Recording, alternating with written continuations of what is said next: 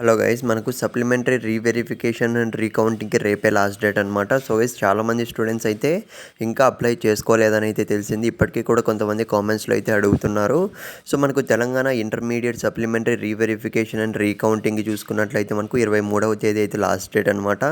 So ఇప్పటికీ కూడా మీరు కనుక చేసుకోకుంటే మాత్రం వెంటనే వెళ్ళి అయితే చేసుకోండి ఫ్రెండ్స్. ఇదైతే మనకు ఆల్రెడీ 17th నుంచి అయితే స్టార్ట్ కావడం అయితే జరిగింది. సో ఇప్పటికీ చాలామంది అయితే ఫెయిల్ అయ్యామన్నానైతే అయితే బాధపడుతున్నారు.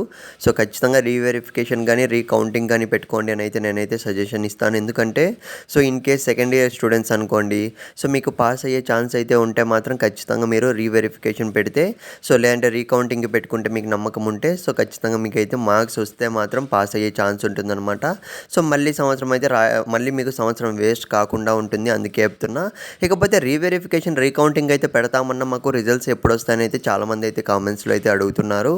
సో ఈ డౌట్ ఉన్న వాళ్ళు ఖచ్చితంగా వీడియో ఎన్వై చూసాకైతే ట్రై చేయండి. వీడియో స్టార్ట్ చేసే ముందు సో ఒక్కసారి వీడియో లైక్ చేసేయండి. ఇకపోతే మనకు రీవెరిఫికేషన్ రీకౌంటింగ్ అనేది రేపే లాస్ట్, అంటే మనకు 23వ తేదీ అయితే లాస్ట్ అనమాట. సో డేట్ అనేది కంప్లీట్ అయిపోయిన వెంటనే సో విత్ ఇన్ 1 వీక్లోనే మనకు రిజల్ట్స్ అనేవి అయితే ఇచ్చేస్తారనమాట. ఎందుకంటే ఎంసెట్కి సంబంధించి డిగ్రీకి సంబంధించి సో ఆల్రెడీ మనకు అడ్మిషన్స్ అయితే స్టార్ట్ అయిపోయాయి కదా. సో దానికి సంబంధించి సో ఇంటర్మీడియట్ కంప్లీట్ అయిన స్టూడెంట్స్ ఫర్దర్గా వాళ్ళు కూడా వాళ్ళ లైఫ్ని చూసుకోవాలి కాబట్టి సో రిజల్ట్స్ అనేవి ఎంత వీలైతే అంత తొందరగా 2 డేస్లో 1 వీక్లో అయితే రిజల్ట్స్ అనేవి అయితే రిలీజ్ చేసేస్తారు.